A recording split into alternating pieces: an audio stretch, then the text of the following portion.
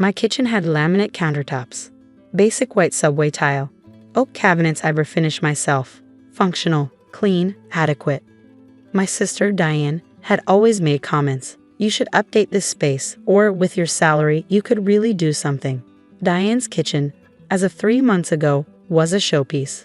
Marble countertops, custom cabinetry, professional appliances, 17 social media posts about the space I deserve. What I hadn't mentioned was that I co-signed the home equity loan that paid for it, $150,000, with me as guarantor because Diane and Tom's credit wasn't strong enough. Just for approval, Diane had said, "We'll make all the payments." I'd signed because she was my sister. The dinner invitation came via text. Family dinner at my place Saturday. Come see how normal people live. I arrived at 6 with wine. Diane's daughter, Maya, opened the door, already judging. Aunt Jen, Mom's in the kitchen. The house smelled like catered food. The dining table was set with new china, white with gold trim. Mom was already there, admiring the kitchen. Tom poured drinks. Maya and her brother, Ethan, set out appetizers. Your kitchen looks tired, Maya said. Mom showed me pictures. The counters are that fake marble stuff, right? Laminate. That's sad. We have real marble. It costs thousands per square foot. Maya, Diane said, smiling. Be nice. I'm just saying. Mom says Aunt Jen can't afford marble. Different priorities, Diane said. Some people care about their living space. Others focus on work. She made work sound embarrassing. We sat down to dinner. The conversation kept circling back to the renovation. The contractor said our kitchen is now one of the nicest in the neighborhood, Diane announced. It's an investment, Tom added. Adds $50,000 to the home value. Maya watched me. Aunt Jen, why don't you renovate? Don't you make good money?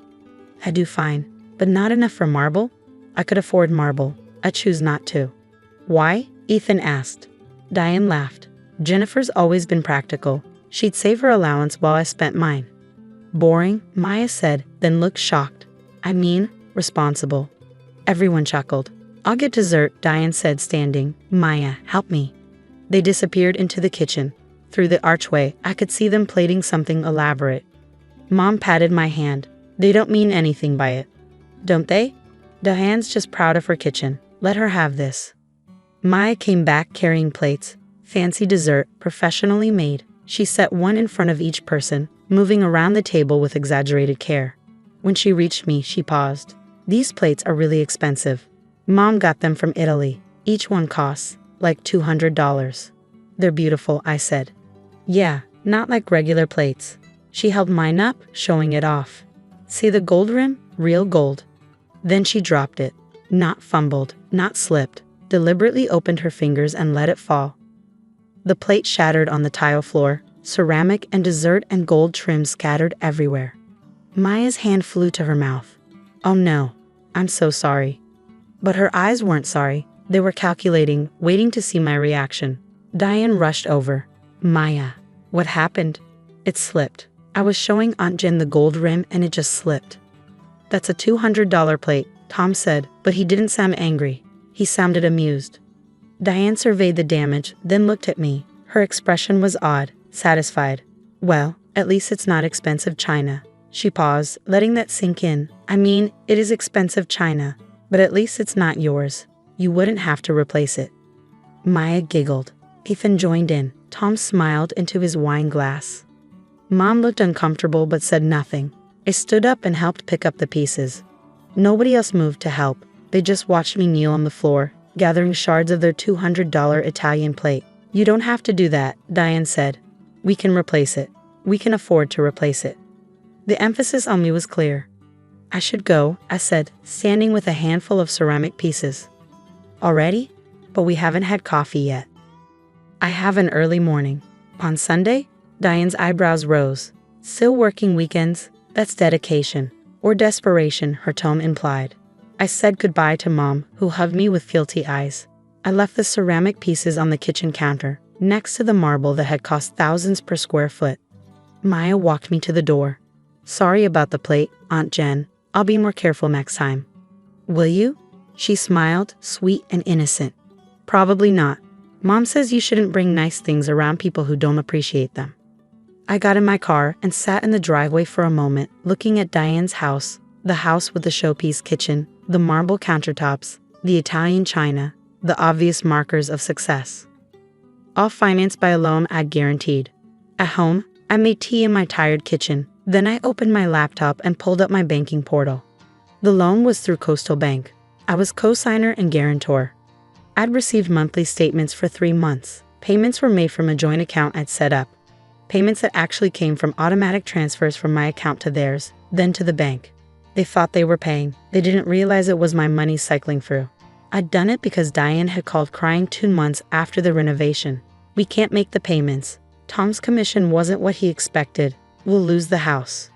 So I quietly set up the system, my money funding their dream kitchen, their Italian china, while they mocked my laminate countertops. I called Coastal Bank's customer service.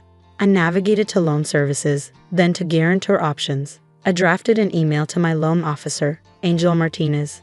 "Angela, regarding loan account ending in 4782, I'm formally requesting removal as guarantor and immediate cessation of payment assistance. Please begin proceedings to transfer full responsibility to the primary borrowers. This may trigger a review of loan terms. I'm prepared to discuss Monday morning. Jennifer." I hit send. Then I stopped the automatic transfer, the one making their payments possible. The one due again in 5 days. Without it, they'd miss their payment. With me removed as guarantor, the bank would review the loan. They discovered Diane and Tom couldn't actually afford the payments. They might even call the entire loan due. I slept better than I had in months. Sunday morning, my phone started ringing at 7. "Diane." I let it go to voicemail. She called again at 7:30, 8:30. I was drinking coffee in my tired kitchen when I finally answered at 9. "What did you do?" Her voice was shaking. "Good morning, Diane. The bank sent Tom an email. They're reviewing our loan. They're saying something about the guarantor status changing. What did you do?"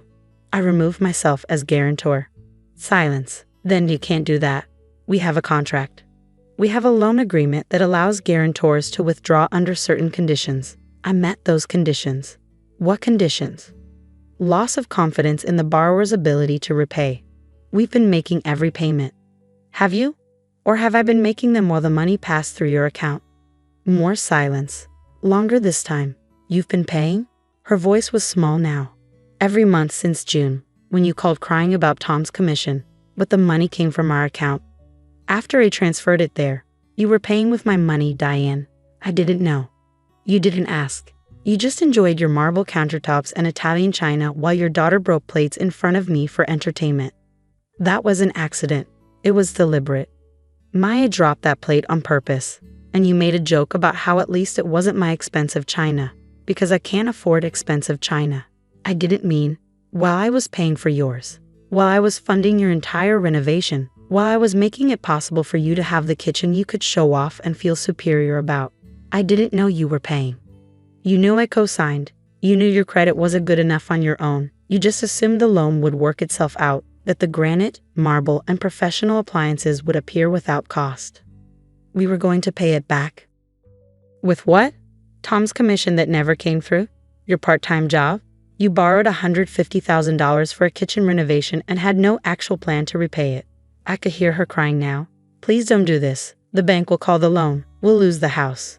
You might, or you might work out a payment plan, or you might learn to live within your means." "You're being cruel." "Am I? More cruel than teaching your daughter to mock my kitchen? More cruel than dropping plates to make a point about expensive things? More cruel than letting your entire family laugh at my expense while I paid your mortgage? We didn't know. You didn't care. That's worse." Tom got on the phone. "Jennifer, let's be reasonable. We can work this out." "I am being reasonable. I'm removing myself from financial responsibility for a loan you can't afford. We'll make the payments." "With what? The money I transferred to you? That ends today. Your next payment is due Friday. Let's see if you can cover it. This will ruin us. This will require you to be honest about what you can actually afford. There's a difference." He hung up. Mom called an hour later. "Jennifer, what's going on?" Diane called me crying. I removed myself as guarantor from her renovation loan. "You were the guarantor? You never told me." "I was also making the payments. I didn't tell you that either." "Oh, honey." She mocked my kitchen, Mom. Her daughter broke a plate in front of me deliberately. They all laughed about how I can't afford nice things. while I was literally paying for theirs. They didn't know. They didn't ask. They just assumed I was less than them because I drive an older car and have laminate countertops. They measured my worth by my visible consumption and found me lacking. What will happen to them?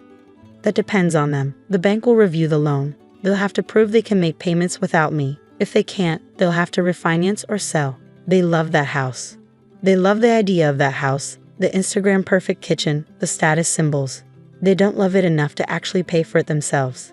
Monday morning, Angela called me at work. I got your email. I have to say, this is going to cause problems for the Morrisons. I understand.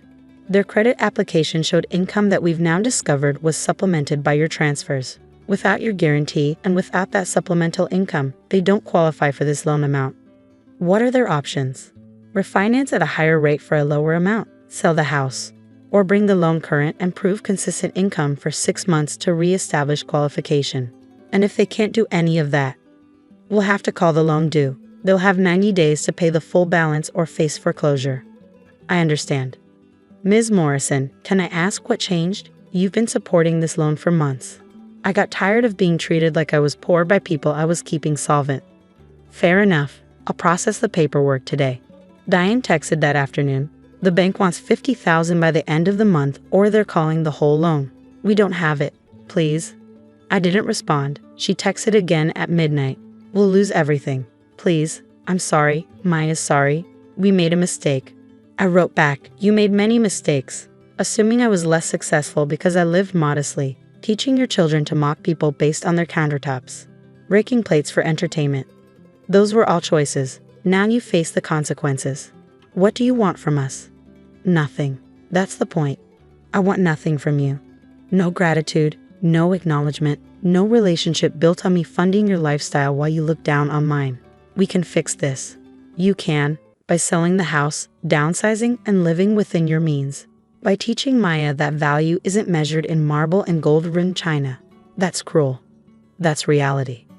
The bank called the loan 2 weeks later. Diane and Tom couldn't make the $50,000 payment. They couldn't refinance. They put the house on the market. It sold in 30 days. They moved into a rental, smaller, without the showpiece kitchen. Maya's social media went quiet. Mom tried to mediate. Their family, Jennifer. Family doesn't mock you while you're paying their bills. They're sorry. They're sorry they got caught. 3 months later, I renovated my kitchen. Not to prove anything, but because I wanted to. Quartz countertops. Custom cabinets. Professional appliances I'd actually use. The contractor who did Diane's kitchen called me. Your sister said you probably want builder-grade everything. What do you think I want? He looked around. Quality without flash. Function that looks good. Exactly. It cost $60,000. I paid cash. I didn't post photos. I didn't invite anyone to admire it. I just lived in it. It was perfect. Diane never saw it. We spoke twice in 6 months, both times at Mom's request. Brief, polite, distant. Maya graduated high school and went to community college. Her Instagram bio changed from living my best life to something more humble. Tom got a better job. They moved to a slightly bigger rental. They learned to live within their means. And I learned that generosity without respect isn't generosity at all. It's enabling. It's letting people take advantage while they look down on you. My kitchen has quartz countertops now. Not laminate, not marble. Something better. Something I chose. Something I paid for. Something that's mine. And nobody gets to mock it.